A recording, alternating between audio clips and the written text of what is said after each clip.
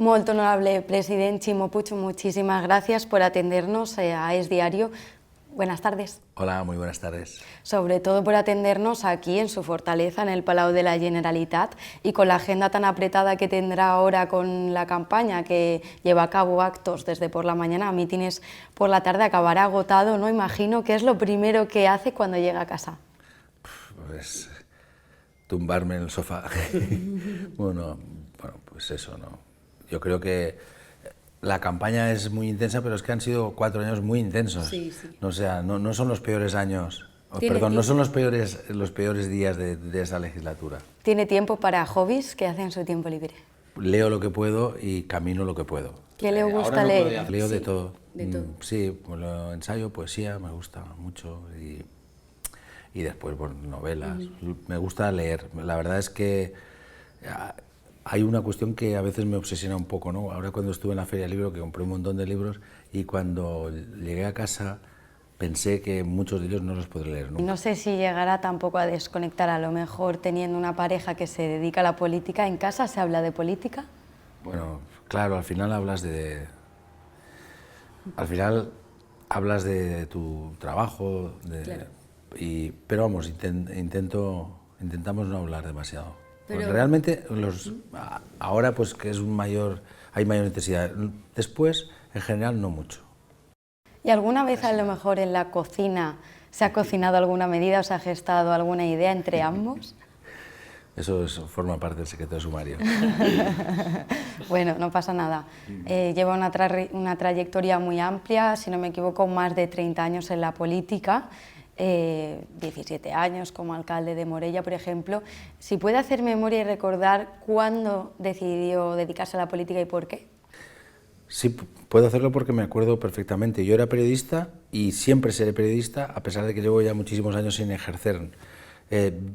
Fue producto de un tiempo. Yo estoy en política porque en aquel momento la línea entre la política, el periodismo, el compromiso en general era muy delgada, ¿no? No podías estar casi en un lado o en otro en un momento determinado. Yo empecé a militar unos años antes, cuando tenía 18 años, en el Partido Socialista, básicamente por 2 cuestiones, por la justicia social y por el autogobierno de los valencianos. Y después, pero yo continuaba siendo periodista, y después, bueno, surgió esta oportunidad que yo tampoco no pensaba que fuera a alargarse tanto tiempo. Y desde entonces hasta ahora, ¿cuál ha sido el momento más complicado de su carrera? Bueno, sin duda la pandemia. Para mí ha sido el momento más difícil, más duro, con noches muy, muy tristes y sobre todo con una enorme incertidumbre, porque no sabíamos lo que podía pasar. La responsabilidad le quitaba el sueño, ¿no? En ese sentido. Sí. Eran momentos en los que de alguna manera no tenías el control de la situación. Ahora, al mismo tiempo que fue el momento más difícil, también es el que recordaré siempre como el mejor acervo que me llevaré cuando sea del gobierno, y es la responsabilidad de la sociedad valenciana. Y te tengo que confesar una cosa. Yo me acuerdo cuando tomé la decisión de suspender las fallas y la Madalena, que había muchas reticencias y había muchas personas que decían que nos tildarían de catalanistas,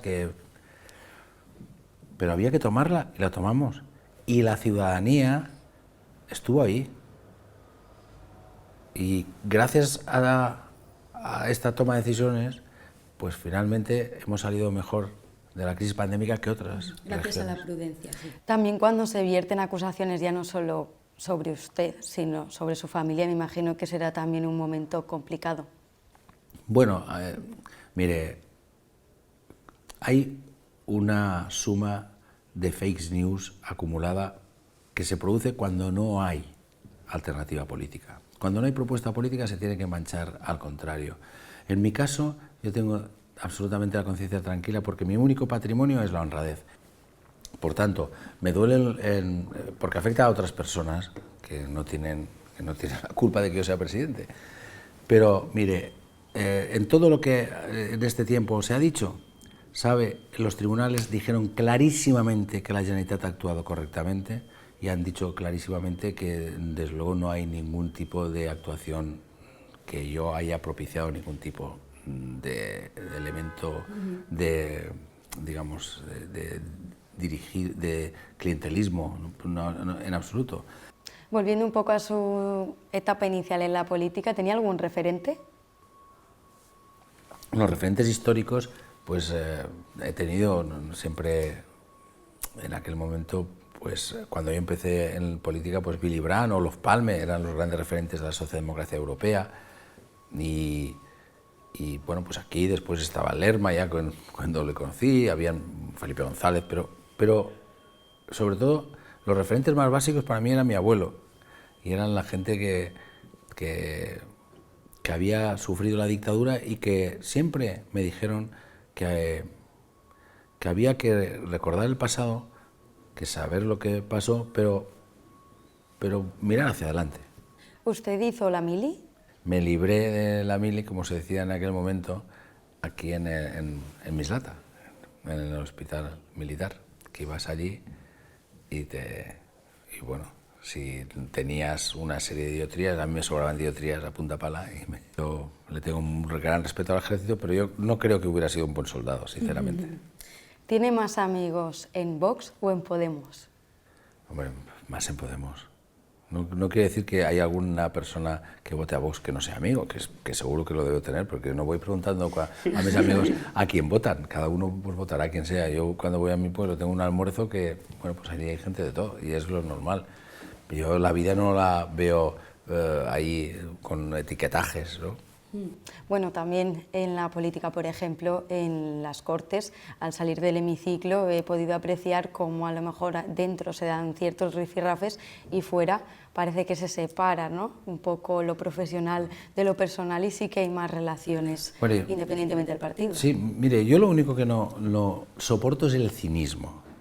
O sea, tú no puedes decirle a un señor o una señora barbaridades en lo personal y después salir afuera y decir, bueno, es que estamos aquí en el teatrillo. No, eso yo no lo soporto. Y ahora que efectivamente pues cada uno tiene una opinión, tienes que defenderla, y que después, aparte de las opiniones políticas, hay vida, por supuesto que sí. ¿Cuál es su mayor miedo?